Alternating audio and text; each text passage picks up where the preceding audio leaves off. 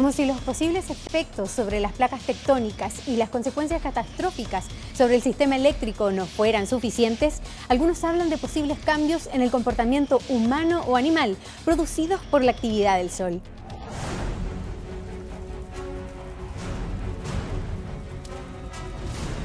Un estudio recientemente publicado en la revista New Science indica una conexión directa entre las tormentas solares del Sol y el efecto biológico humano.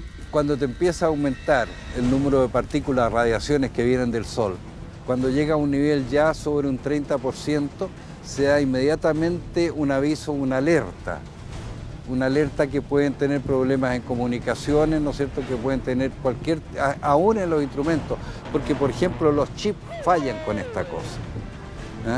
Entonces tú das la alerta y si ya aumenta hacia arriba, sube el 30-40%, tienes que colocar un protocolo. El fulano tiene que actuar por su cuenta, ¿no? El conducto que facilita las partículas cargadas del Sol y la perturbación humana es el mismísimo conducto que dirige el clima de la Tierra a través del campo magnético terrestre y también a través de los campos magnéticos alrededor de nosotros, los humanos. ¿Sabía usted que muchas veces se desconocen los riesgos que una tormenta solar podría generar en la salud?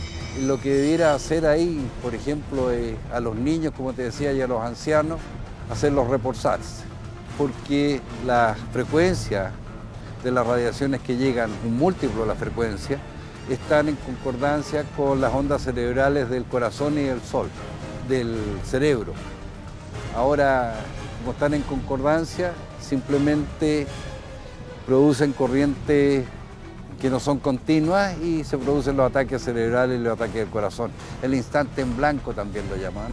La gente debe reposarse. Los que van a sufrir ataques cerebrales del corazón, vas a tener que considerarlo como una pérdida natural.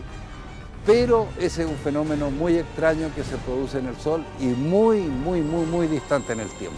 También se estudia el riesgo que pudiese significar para otras especies en la naturaleza. Por ejemplo, cientos de aves que mueren sin explicación, o osos polares que muestran agresivos comportamientos, plagas de polillas en algunos países o muerte de las abejas en el mundo.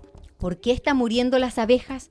Una de las teorías afirma que confundidas debido a la variación del campo electromagnético del planeta, pierden el rumbo. Y es que se dice que diferentes especies del cielo y del mar están muriendo.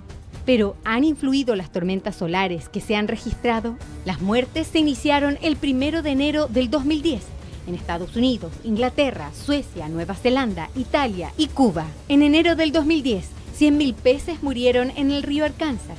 El 3 de enero en Luisiana murieron de manera extraña 500 aves. El 4 de enero en Kentucky, cientos de aves cayeron del cielo inexplicablemente.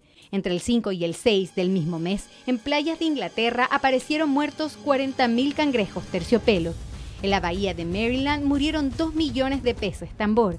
En Florida se reportaron muertos manatíes en cantidades inusuales.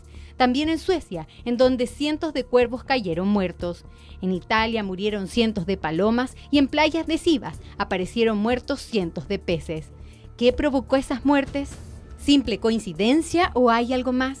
¿Es el Sol responsable de algunos de los fenómenos que hemos estado viviendo? La ciencia es un campo en desarrollo y no entendemos completamente la relación entre el Sol y la Tierra. Eso es lo que los científicos NASA y otros centros espaciales alrededor del mundo investigan. Científicos en general y universidades, todos invierten mucho dinero en entender la cadena Sol-Tierra, cómo la energía sale del centro del Sol, cómo afecta la vida cotidiana acá en la superficie de la Tierra. Lejos, el efecto más grande hasta el momento es el dióxido de carbono, humedad en la atmósfera, metano en la atmósfera. Esos son gases muy efectivos para el efecto invernadero. No hay ninguna indicación que sugiera que el ciclo solar tenga alguna relación con tornados, huracanes o incendios forestales. Mucha gente sugiere que la hay, pero no la hay, no hay ninguna ciencia detrás de ello.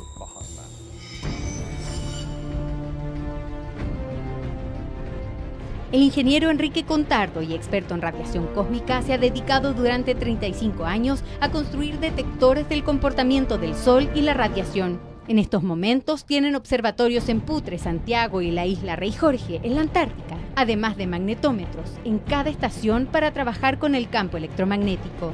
Falta estudiar, falta estudiar. El Sol es la causa de todo, tal como te decía, la corriente del Niño, el clima, ¿no es cierto? tú ves que he topado un montón de aspectos, fuera de clima, topé aspectos médicos, tomé aspectos industriales, tomé posicionamiento, la corrosión, cada vez que hay un fenómeno solar, la corrosión que se produce en las estructuras metálicas, por un fenómeno de 15 minutos en el sol, si es de un grado X, equivale a un año de corrosión en condiciones normales. Y eso no se estudia para todas las estructuras que tenemos, puentes y cuánta cosa. Y es que hay varios temas desconocidos para la población. Por ejemplo, ¿qué ocurre con la anomalía magnética que tiene Chile desde la fosa de Atacama hasta el Tatío? Tenemos magnetómetros en Putre, en Santiago y en Antártida. Entre Putre y Santiago en este momento tenemos la anomalía del Atlántico, que no es conocida por la gente, pero que se está desplazando a un campo magnético más débil. Y ya está a 1.700 kilómetros de nuestros dos observatorios, que están entre ellas a 1.700 kilómetros, que es una maravilla, un triángulo equilátero perfecto.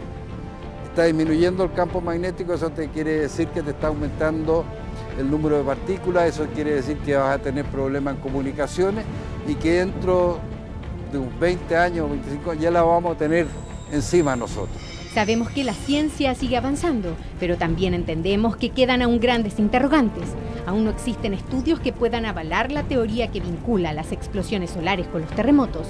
La única certeza es que el planeta se seguirá moviendo, que el Sol continuará su ciclo y que debemos estar preparados. La actividad solar ha comenzado a ser estudiada con mayor profundidad hace pocos años. La misma comunidad científica sigue debatiendo en torno a los efectos que el Sol tendría sobre nosotros. Lo cierto es que hay fenómenos que parecieran estar íntimamente ligados, a pesar de que no existan evidencias concretas. Lo cierto es que aún no alcanzamos el máximo solar de este ciclo, que ya se ha anticipado como uno de los más fuertes de los últimos tiempos.